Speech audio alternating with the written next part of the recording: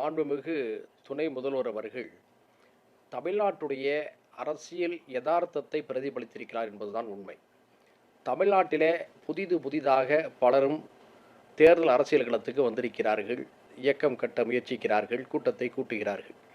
ஆனால் தமிழ்நாட்டை பொறுத்தவரை நகரங்கள் தொடங்கி குக்கிராமங்கள் வரை கிளை அமைப்புகளை கொண்ட கட்சிகள் என்று சொன்னால் அது திமுகவும் அதிமுகவும் மட்டும்தான்.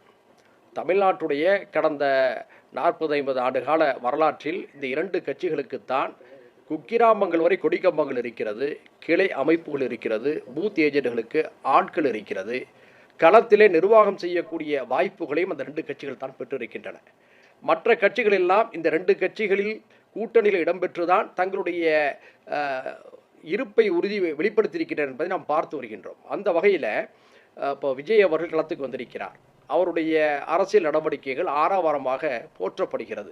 ஆனால் ஆரவாரமாக போற்றப்பட்டாலும் நிர்வாக அமைப்புகளை அவர்கள் கொண்டிருக்கிறார்கள் என்று சொன்னால் இல்லை என்பதுதான் யதார்த்த உண்மை.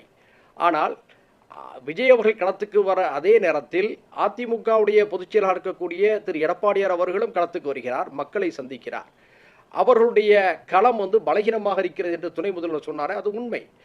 குறிப்பாக மரியாதைக்குரிய முன்னாள் முதலமைச்சர் ஜெயலலிதா அம்மா அவர்களுடைய மறைவுக்கு பிறகு அந்த கட்சியுடைய தலைமைத்துவத்தில் டெல்லியில் இருக்கக்கூடியவர்கள் தேவையில்லாமல் ஊடுருவி அந்த கட்சியை பலகீனப்படுத்தக்கூடிய எல்லா முயற்சிகளையும் செய்து கொண்டிருக்கிறார்கள்.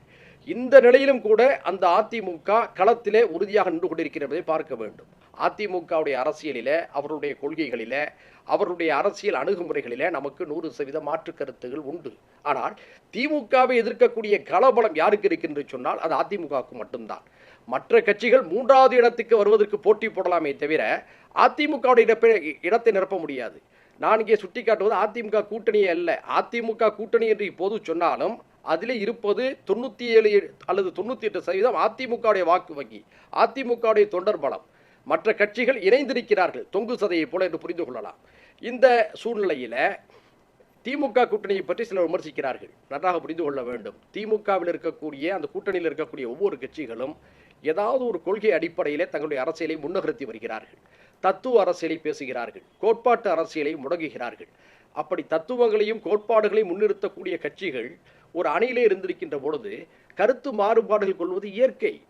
எல்லோரும் ஒரே சிந்தனையில் இருந்தால் ஒரே கட்சியில் இருப்பார்கள். வெவ்வேறு சிந்தனைகளிலும் கோட்பாடுகளிலும் இருந்து கொண்டு ஒரு பொது நன்மைக்காக அரசியலிலே ஒரு கூட்டணி செய்கின்ற பொழுது சில கருத்து முரண்பாடுகள் வரும். அதுதான் ஜனநாயகம்.